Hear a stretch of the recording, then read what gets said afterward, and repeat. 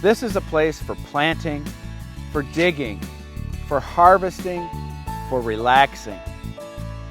It's a place to get your hands dirty, but most of all, it's about having fun.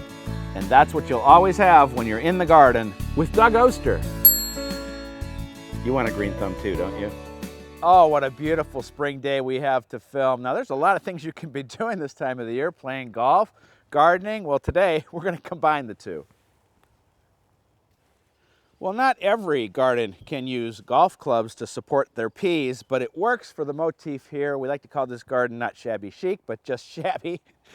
Our first job of the day is going to be moving some perennials, which have popped up again in the vegetable garden, but we want to get them out into the ornamental garden, and this is the perfect time to be moving perennials.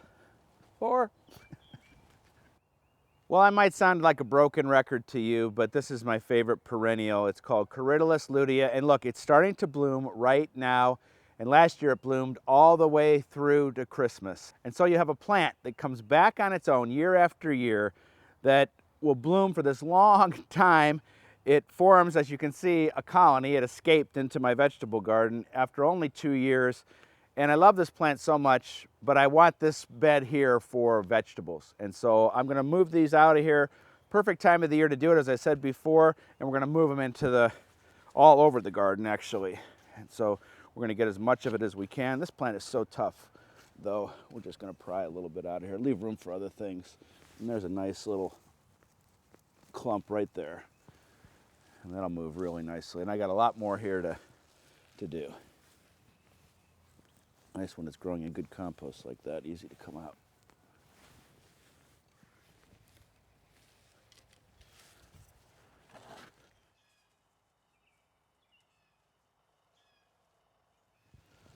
All right, we have a lot of Corydalis to move. What do you guys think? Before we get out of this garden though, check out these tulips. It's the only place I can grow them because it's fenced in to keep the deer out. These are called Angelique tulips, and I saw them for the first time 20 years ago at Fellows Riverside Garden in Youngstown. That's a place that you should visit, and I just love them. And when they're done, we're going to have tomatoes here. Well, it's going to be good to have this space for vegetables. I need that. And look at how many plants I got. This is a ton of plants. And we're going to start off by putting them into some containers here because it has such a long bloom time.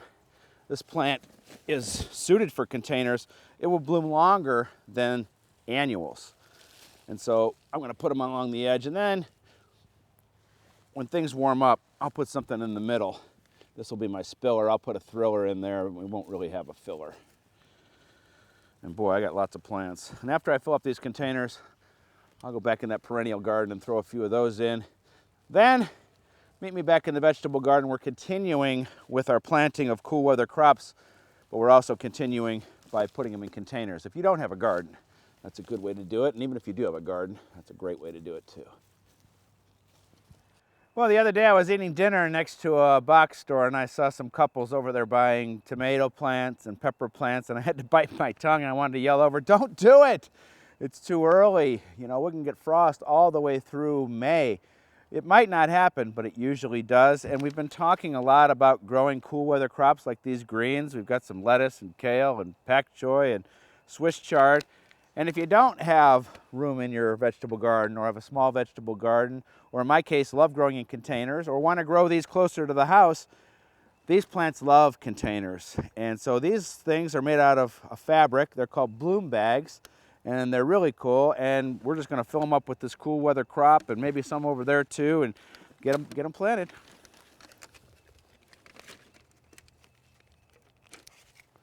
I think Swiss chard will be good for in here.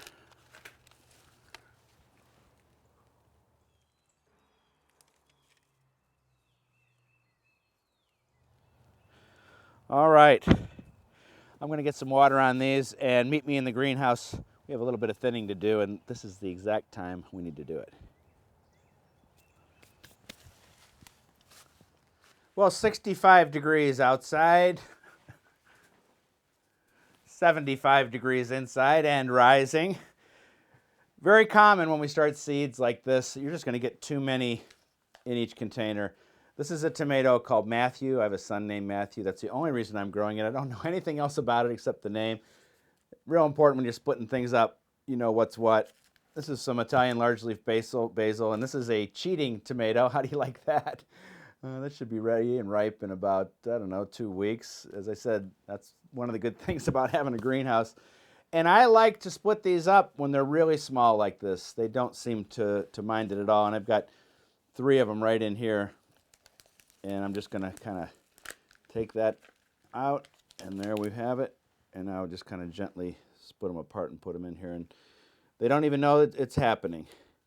They're going to be very happy. I don't think that's a tomato, but